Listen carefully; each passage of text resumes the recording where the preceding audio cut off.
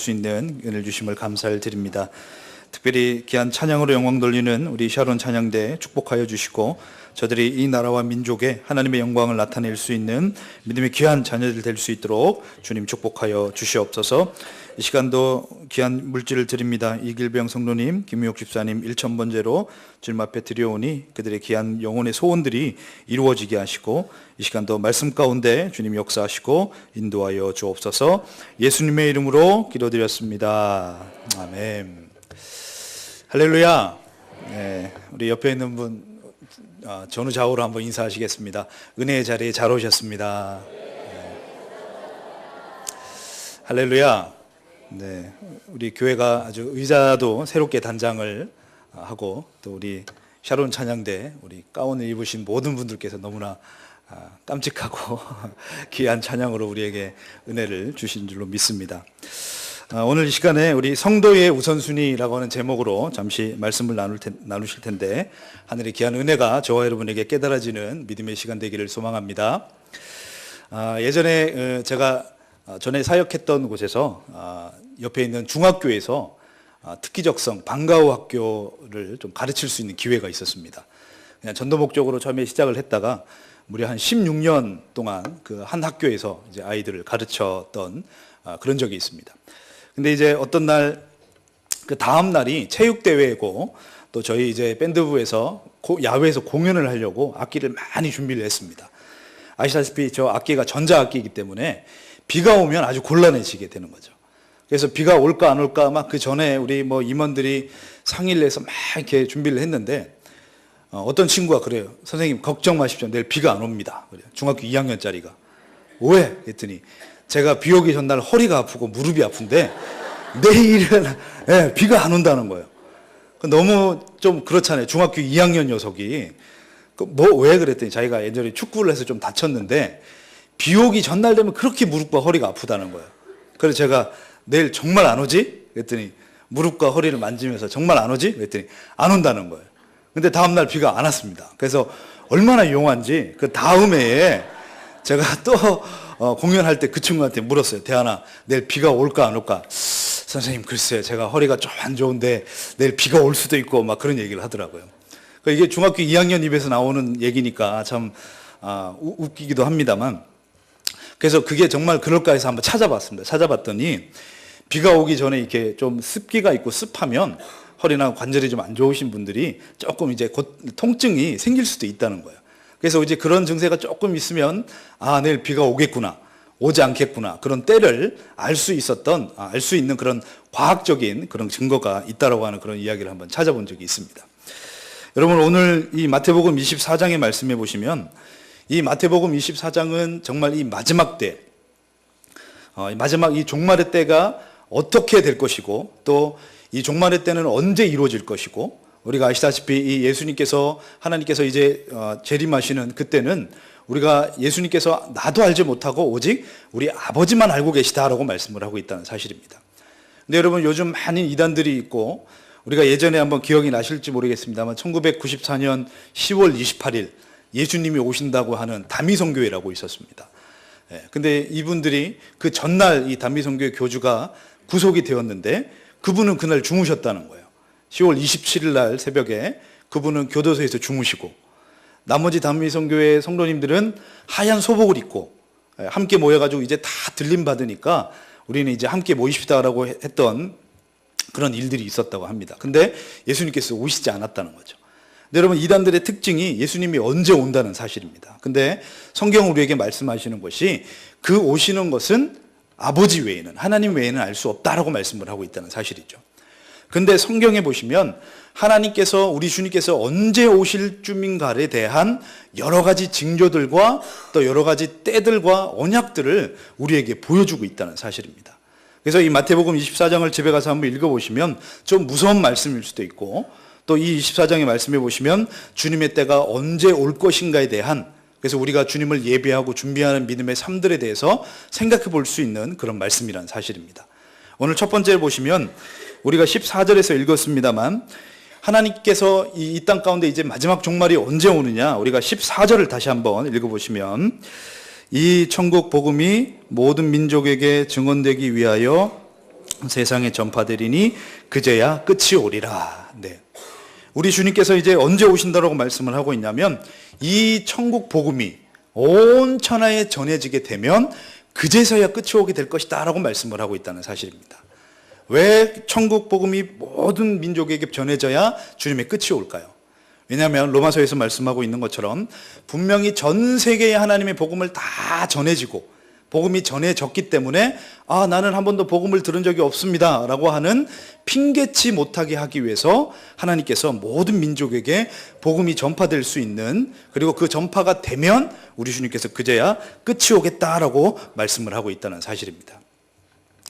여러분, 우리가 1970년도에 이 선교학자들이 모여서 과연 이 전 세계에 복음이 얼마나 퍼져 있을까를 조사를 했습니다. 이 조사를 했는데 특히 여러분 그래서 이제 이 전 세계에 얼마나 복음이 많이 전해졌을까? 그래서 복음이 전해진 것보다, 그렇다면 복음이 단 한 번도 전해지지 않은 나라는 얼마나 될까 조사를 해봤습니다. 조사를 해봤는데요, 이 단 한 번도 복음을 듣지 못하거나 복음을 들었어도 그 나라에 토속 교회가 없으면 그 사람들 뭐라 그러냐면 미전도 종족이라고 합니다. 뭐라고요? 네, 미전도 종족입니다. 네. 사실은 이제 제가 슬슬 이제 본색을 좀 드러내려고 합니다. 사실 제가 선교학을 조금 공부를 했는데 이제 오늘 선교에 대한 이야기를 많이 좀 드리고 싶습니다. 여러분, 이 미전도 종족이라고 하는 것이 단 한 번도 복음을 듣지 못하거나 복음을 들었어도 그들만의 교회, 그들만의 교회가 없는 그 민족을 미전도 종족이라고 한다는 것입니다.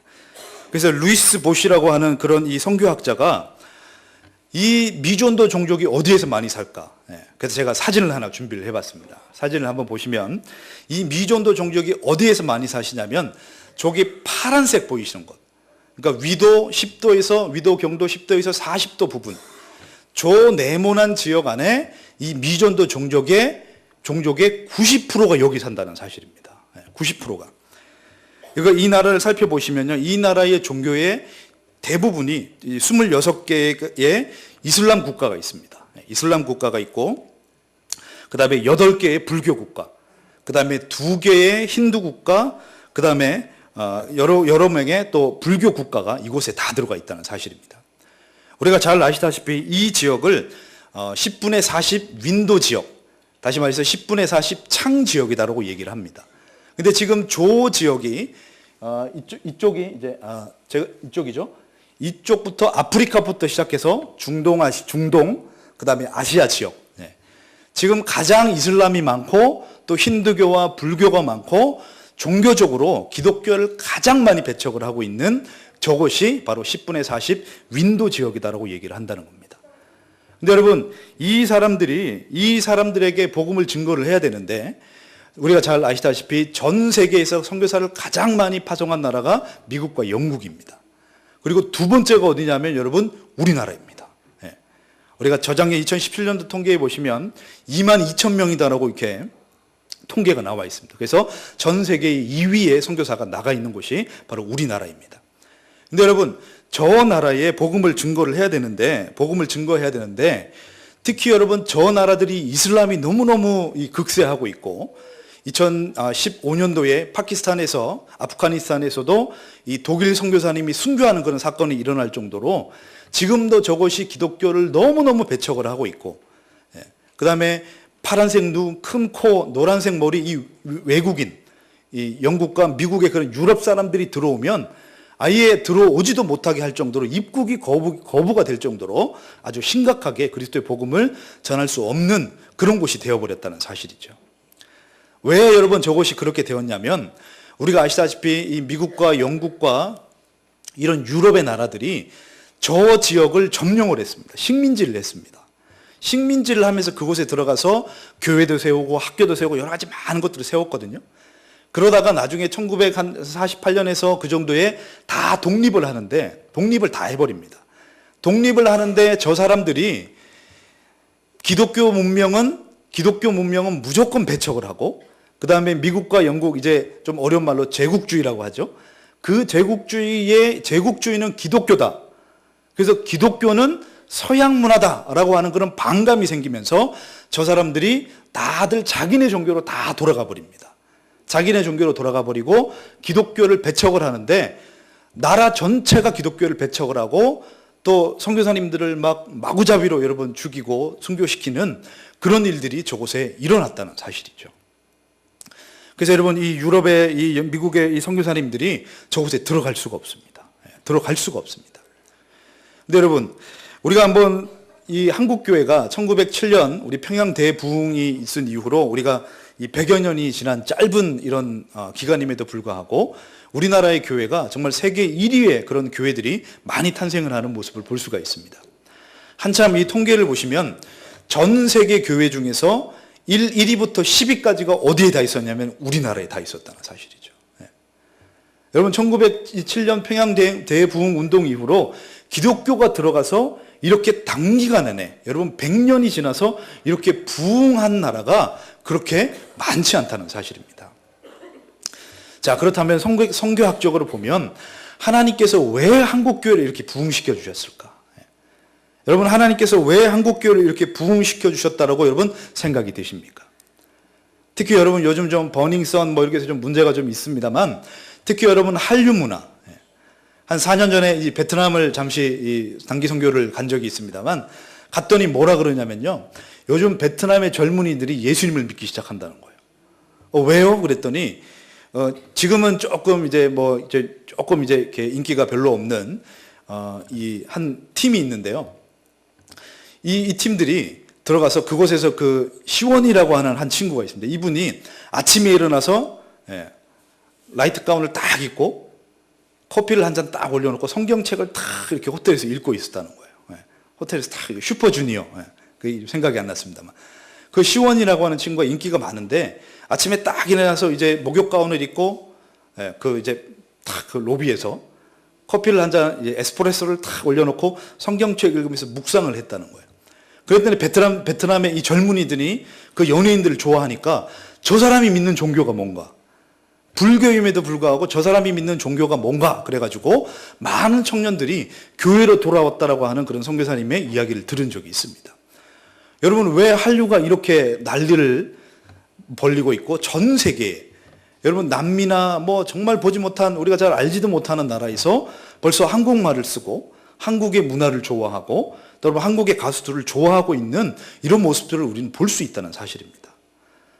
하나님께서 왜 한국교회를 그렇게 세워주시고 왜 여러분 한국의 문화인 한류라고 하는 이 문화가 전 세계에 퍼져나가고 영향력을 주고 있을까요? 그것은 분명히 하나님께서 아까 보여드렸던 이 10분의 40, 여러분 이 창의적 접근 지역이라고 하는, 더 이상 여러분 파란 눈에 큰 코에 노란색 머리에 이 외국인 선교사가 들어올 수 없는 이곳에 하나님의 복음을 전하기 위해서 한국교회를 세워주신 줄로 믿습니다. 이제는 여러분 한국 사람들을 많이 좋아합니다.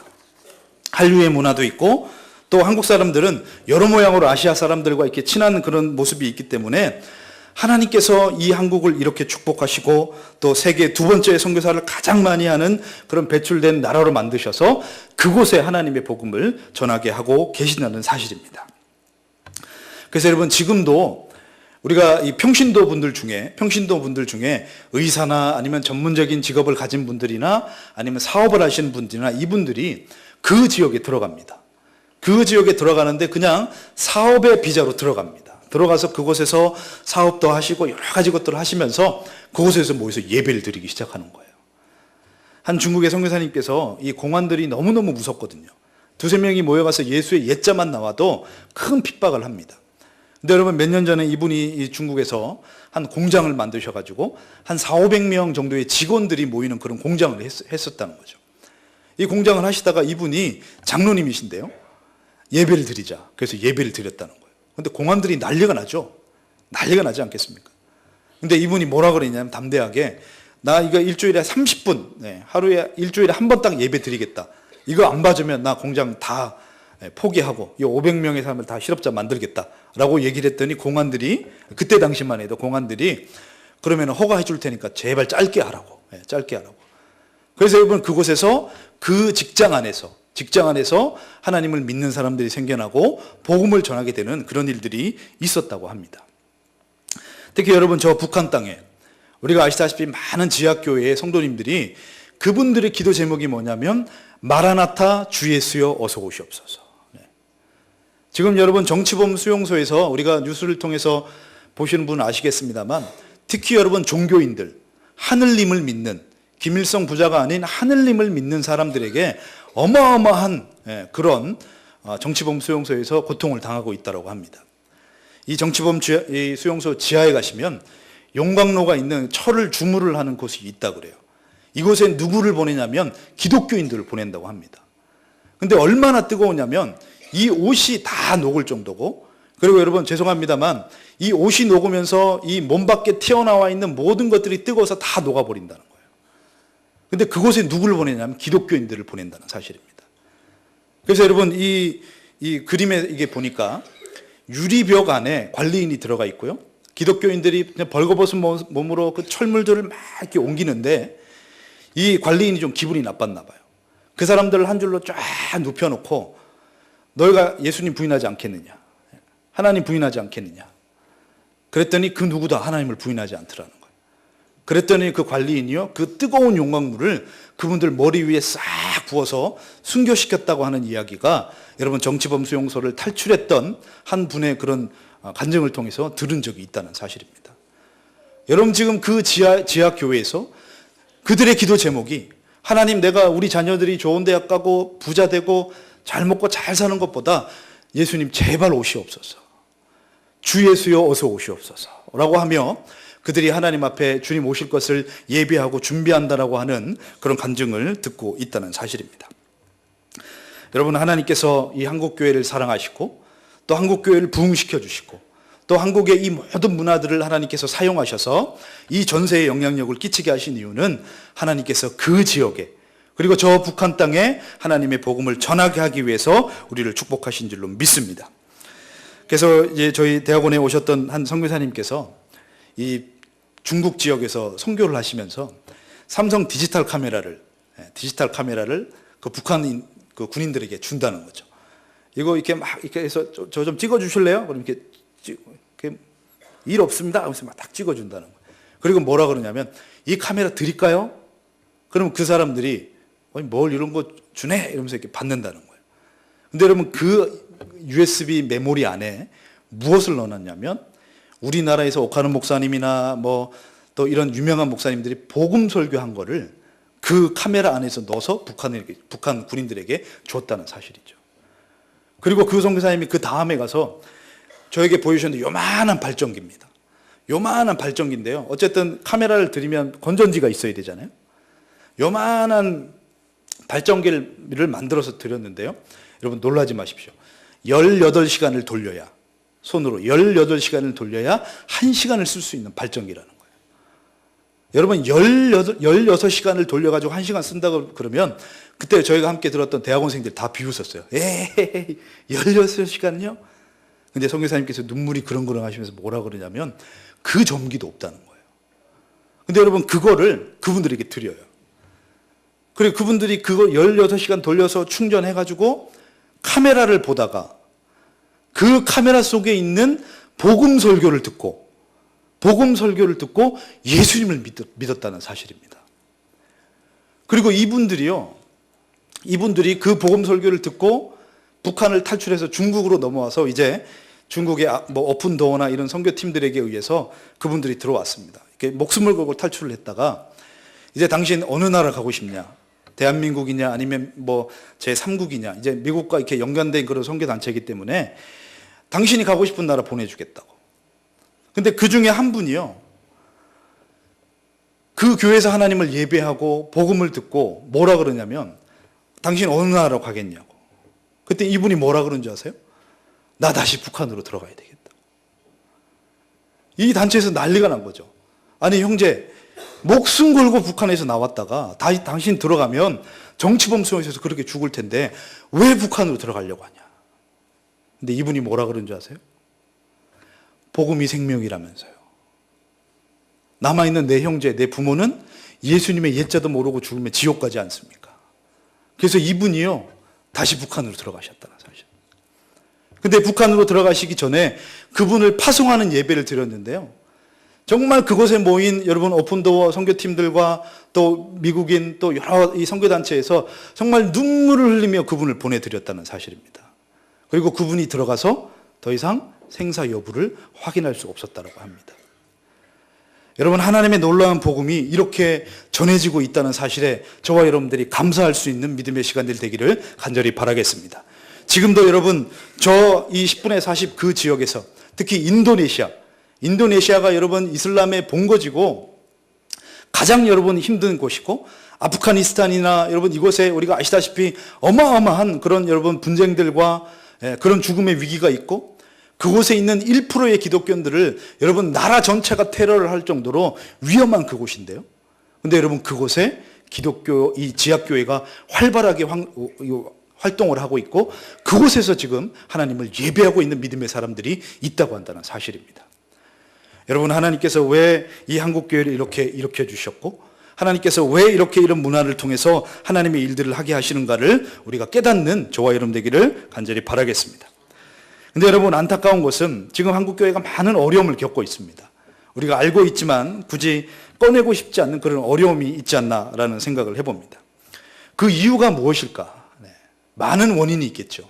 많은 원인과 그런 이유가 있겠지만, 여러분, 우리가 정말론적으로 그리고 또 성경학적으로 여러 모양으로 볼 때 하나님의 교회가, 이 한국교회가 그 우선순위인 하나님의 영광을 나타내고, 아멘, 하나님의 영광을 나타내고 땅끝까지 이르러 하나님의 복음을 전하는 일에 사명을 감당하고 우선순위를 둬야 하는데, 지금 그것을 놓치고 있기 때문에 하나님께서 우리에게 주시는 사인인 줄로 믿습니다. 그래서 여러분, 우리가 이스라엘의 백성들도 한번 보십시오. 그들이 하나님의 법에서 떠나서 하나님의 영광을 나타내지 못하고, 여러분 이 성전을 중심으로 예배하며 하나님의 백성으로 살아, 그리고 여러분 땅끝까지 이르러 하나님의 그 도를 전하기 위해서 그들을 부르셨는데, 그들이 어떡합니까? 이방과 연합하게 되고, 여러분 우상을 섬기게 되고, 그 땅에 있는 하나님께서 그렇게 싫어하셨던 우상들을 섬기며 하나님을 버려버리는 그 모습을 볼 수 있다는 사실이죠. 그래서 결국에는 여러분 이 성전이 뭐가 되느냐? 성전이 그냥 우상이 돼버립니다. 마음대로 살다가, 마음대로 이방인과 살고, 마음대로 우상 섬기다가 전쟁 나간다 그러면 어떡하는 줄 아세요? 딱 하나님의 법궤 앞에 딱 갖다 놓고, 이 법궤가 가면 우리는 무조건 이길 거야. 근데 여러분, 하나님께서 어떻게 하십니까? 그 법궤를 빼앗기기도 하시고, 여러분 그 예루살렘 성전이 무너져 버리고, 여러분 돌 위에 돌 하나도 남지 않을 정도로 모두 다 회파해 버리시는 그 모습을 볼 수 있다는 사실입니다. 그래서 여러분 구약 말씀 가운데 제발 이 성전문을 닫을 사람이 있었으면 좋겠다. 마당만 밟을 뿐이고 피비린내가 나는 이 냄새가 맡기 싫으니 제발 이 성전문을 닫을 사람이 있었으면 좋겠다라고 하나님께서 마지막의 선지자를 통해서 우리에게 말씀하시는 모습을 볼 수 있다는 사실입니다. 여러분 이방 민족을 통해서 능욕을 당하게 하셨습니다. 그리고 여러분 아수르를 통해, 그리고 바벨론의 포로 70년을 통해 이스라엘 백성들을 70년 바벨론 포로 학교에서 그들을 완전하게 변화시키셔서 하나님 외에는 다른 신이 없습니다를 완벽하게 배우고 이스라엘 백성들이 다시 포로로 귀환되는 모습을 볼 수 있다는 사실이죠. 그래서 여러분, 우리 사랑하는 우리 귀한 교회가 하나님의 영광이 나타나시고, 또 우리의 모든 삶을 통해 하나님의 복음이 전해지는 데에 우리의 삶을 다하고 우선순위를 다하는 저와 여러분 되기를 간절히 바라겠습니다. 여러분, 우리가 사랑하는 교회를 통해서 하나님의 살아계심과 또 복음을 우리의 입술과 삶을 통해서 전하는 일들이 우리의 우선이 되어야 하고, 그런 삶을 통해서 하나님께서 높이시는 줄로 믿습니다. 그래서 여러분 에베소서 6장 12절의 말씀해 보시면 우리가 잘 아시는 말씀이죠. 우리의 씨름은 혈과 육의 상대가 아니요 통치자들과 권세와 이 어둠의 세상 주관자들과 하늘에 있는 악의 영들에 대함이다 라고 말씀을 하고 있다는 사실입니다. 지금 여러분 우리가 싸워야 할 곳이 어디입니까? 우리가 싸워야 할 것들은 지금 우리 옆에 있는 지체가 아닙니다. 우리 옆에 있는 분 한번 쳐다보실까요? 네. 사랑합니다. 축복합니다. 네. 할렐루야. 여러분, 우리가 그 구역 예배를 통해서 교회론을 함께 공부를 하고 있습니다만, 이 교회가 너무너무 위대하지만 이 교회가, 어떤 신학자는 그런 얘기입니다. 우리의 교회는 유리구슬과 같다. 정말 하나님의 은혜로는 여러분 단단한 그런 믿음의 교회지만 세상의 방법과 원망과 불평과 사람의 각기 소견대로 옳은 그 지식이 들어가는 순간 이 유리굿은 깨져버리기 쉽다는 사실이죠. 여러분, 이 교회에서 여러분 우리가 싸워야 할 것들이 무엇입니까? 옆에 있는 우리의 지체가 아닙니다. 우리가 혈과 육이 아니라 우리가 싸워야 할 것들이 뭐냐면 이 어둠의 세상들과 통치자들. 다시 말해서 여러분, 우리 함께 예배하며 하나님의 영광을 나타내는 것을 방해하고, 우리가 하나님 앞에 기도하는 것들을 방해하고, 우리가 연합하여 하나님의 협력하여 선을 이룰 수 있는 모든 일들을 방해하고, 여러분 그 원망과 불평 속에 하나님의 복음을 전하는 일들을 막는 모든 어둠의 세력들, 사단의 권세들, 사단의 여러분 모든 계략들에 대해서 우리는 싸워야 된다고 말씀을 하고 있다는 사실이죠. 근데 여러분, 그래서 17절에 말씀해 보시면 우리에게 구원의 투구와 성령의 검, 즉 하나님의 말씀을 들고 마귀를 대적하라 라고 말씀을 하고 있는데요. 우리가 여러분 이 말씀의 검을 들고 누구를 찌르느냐? 우리는 사단 마귀를 공격해야 될 줄로 믿습니다. 근데 여러분, 그걸 가지고 누구를 공격한다고요? 우리의 지체를 공격하고 있다는 사실입니다. 여러분, 새벽을 통해서 우리 목사님과 함께 산상수훈의 말씀을 우리가 은혜롭게 공부하고 있지 않습니까? 마태복음 5장 22절을 말씀해 보시면 많은 말씀들 중에 네가 형제에 대해서 미련한 자요 나가라고 하는 자는 지옥불에 들어갈 것이다 라고 말씀을 하고 있다는 거죠. 우리가 여러분 얼마나 우리 마음속으로 그런 안 좋은 생각이나 욕들을 많이 하는지요. 예전에 그 좀 어려운 자리에 이 권사님들과 이 목사님들을 모시고 운전을 하고 좀 큰 봉고차를 운전을 하고 갈 때가 있었습니다. 근데 막 운전해서 이제 조용조용히 이렇게 가야 하니까 이렇게 천천히 교회 차고 이제 다 이렇게 붙어서 가니까 정말 조심히 운전했어요. 근데 이 시내버스가 갑자기 제가 좀 느리게 갔나 봐요. 막 껴들고 막 공격을 하는 거예요. 그 막 이 제가 그래도 좀 막 이게 좀 속이 편치 않더라고요. 그래서 막 그래도 어떡합니까? 뒤에 원로 목사님들 계시고 권사님들 계신데 그래서 꾹꾹 참았어요. 막 이렇게 안 그런 척하고 이제 뭐 이렇게 했는데 갑자기 훅 들어오면서 그 버스 백미러로 저희 봉고차를 딱 치는 거예요. 제가 너무 화가 나서 이 사람이 그랬어요. 그럴 때 뒤에 있던 목사님이 이야, 전 목사 욕도 안 하고 대단하네 그러시는 거예요. 그래서 막 뒤에 목사님들이 막 이놈 저놈 그러면서 막 이렇게 뭐라고 하시는데 저는 막 더 심한 막 그래도 어떡합니까? 근데 우리 마음속에 얼마나 우리의 원망과 불평이 많이 생길 수가 있어요. 근데 여러분, 오늘 마태복음 5장에서 산상수훈에서 예수님께서 뭐라 그러시냐면 우리 옆에 있는 지체에게 라가라고 하거나 미련한 자라고 하는 자는 지옥에 간다라고 말씀을 하고 있습니다. 왜 그러겠습니까? 왜 그럴까요? 여러분, 옆에 있는 우리 사랑하는 지체를 한번 보시기 바랍니다.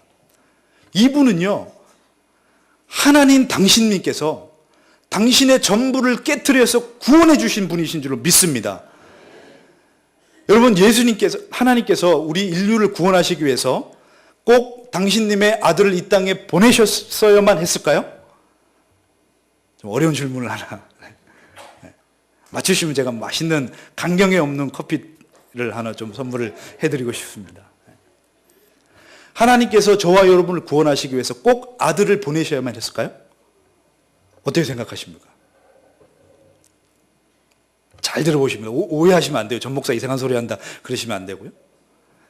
하나님은 당신님의 아들 예수님을 보내시지 않아도 우리 인류를 구원하실 수 있는 능력이 있으신 분입니다. 아멘이십니까? 네. 그럼에도 불구하고 천사 중에 5번째 아니면 천사 중에 3번째 보내가지고 우리를 구원하시지 않고 왜 당신님께서 직접 오시는 그 아들을 보내셨으면 했을까요? 할렐루야. 그 정도로 우리를 사랑하셨기 때문에 그렇다는 사실입니다. 여러분, 우리 사랑하는 지체가 그렇게 구원받은 자입니다. 아멘? 여러분, 제주도에 한번 여행을 간 적이 있습니다. 제주도 갔더니 막 경상도 분도 오고 전라도 분도 오시고 막 오시는데 그곳에 갔더니 이 여행 오신 분들끼리 유대관계가 생겨요. 왜냐하면 자기네 지역이 아니라 다른 지역에 뭔가 운집해 있기 때문에. 여러분, 외국을 나가면 어떻습니까? 외국을 나가면 모두 다 애국자가 된다 그러지 않습니까?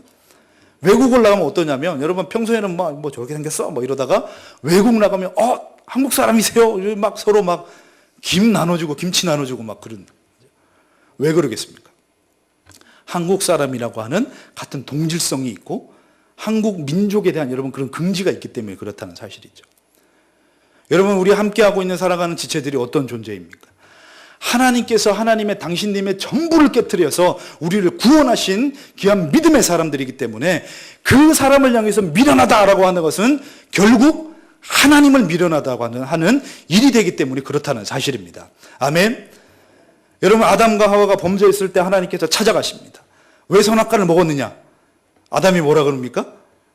당신이 만들어준 여자 때문에 먹었다는 거예요. 여인에게 묻습니다. 왜 선악과를 먹었느냐?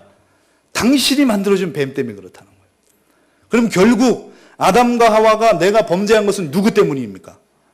하나님 때문에 범죄했다는 거예요. 당신님께서 만들어주신 저 사람 때문에 내가 범죄했으니 그 모든 책임은 당신께 있다는 거예요. 그들은 여러분 하나님 앞에 버림을 받는 모습을 볼 수 있다는 사실입니다. 여러분, 저와 여러분의 중심 가운데 고린도전서 말씀을 통해서 하나님의 거룩한 성령이 거하시는 성전이라고 성경은 말씀을 하고 있습니다. 우리 살아가는 지체들을 통해 여러분 거룩한 그 은혜와 함께 그 하나님의 나라를 만들어가기 위해서 하나님께서 전부를 통해서 깨트리신 위대한 하나님의 사람들이기 때문에 그 사람들에 대해서 미련하다거나 나아가라고 하는 자는 하나님께서 하나님을 원망하는 것이고 불평하는 것이니 하나님께서 용서하지 않으신다라고 성경은 말씀을 하고 있다는 사실입니다. 사랑하는 여러분, 저와 여러분들이 우리가 살고 있는 이 시대가 정말 어려운 시대라고 이렇게 여겨집니다. 우리가 동성애에 대한 부분들이 이젠 더 이상 동성애가 잘못된 것이다라고 여러분 생각조차 할 수도 없는 그런 위기의 시대에 살아오고 있습니다. 최근에 여러분 법안이 또 발의되고 있는 것이 이제 낙태를 합법적으로 하자. 그 뱃속에 있는 생명은 그냥 세포니 암덩어리 떼내듯이 세포 하나 떼내도 상관없다라고 하는 여러분 이런 잘못된 그런 법안들이 지금 발의가 되려고 하고 있다는 사실입니다. 여러 가지 여러분 어려운 시대 가운데 우리가 살아가고 있습니다. 근데 여러분 이런 어려운 시대일수록 하나님께서 저와 여러분을 통해서 또 이 시대의 모습 가운데 슬기로운 다섯 처녀, 신랑 오시기를 위해서 기름 준비했던 슬기로운 다섯 처녀의 모습을 우리에게 보여주시며 하나님께서 그러한 삶의 우선순위를, 성도의 삶의 우선순위를 살아야 된다고 하는 것들을 우리에게 보여주고 계시다는 사실입니다. 여러분, 저와 여러분께서 몸에 거하고 있는 이 거룩한 이 교회 앞에서 또 세우신 목사님을 통해서 우리에게 주시는 하나님의 거룩한 말씀 붙들고 하나님의 영광을 나타내고 주님의 힘을 의지할 수 있는 저와 여러분 되기를 간절히 바라겠습니다. 그리고 우리가 전심으로 우리의 입술을 통해 우리의 삶을 통해 하나님의 복음을 전하고 또 하나님의 거룩한 복음을 세계 땅끝까지 이르러 하나님의 복음을 전거하고 또 선교하는데 우리의 온 힘을 다할 수 있는 저와 여러분의 삶이 되기를 간절히 바라겠습니다. 그래서 여러분 10명의 처녀 중에 유독 5처녀만 하나님께서 슬기롭고 지혜롭다라고 말씀을 하고 있는데 여러분 나머지 다 미련한 5처녀들도 똑같이 기름을 준비했습니다. 그러나 여러분 신랑이 더디 올 것을 더 예비하고 준비했던 이 5명의 슬기로운 처녀는 하나님의 혼인잔치에 부름을 받게 되지만 나머지는 그렇지 못한 모습을 우리에게 보여주고 있다는 사실입니다. 여러분 주님 오실 것을 준비하고 예비하는, 그래서 성도의 우선순위를 다하여 여러분 슬기로운 여인의 자리에 서는 저와 여러분 되기를 간절히 바라겠습니다. 그래서 저와 여러분을 통해 사랑하는 교회를 통해 또 모든 민족에게 증거하고 또 주님 오실 것을 준비하고 하나님의 나라를 선포하시고 또 사랑하는 지체들과 함께 사랑을 나누며 귀한 전도와 또 사랑의 귀한 열매들을 맺어감을 통해 이 시대에 하나님께서 기뻐하시고 사랑하시는 믿음의 거룩한 교회로 또 성도들로 쓰임받는 저와 여러분 되기를 간절히 바라겠습니다. 우리 찬송가 461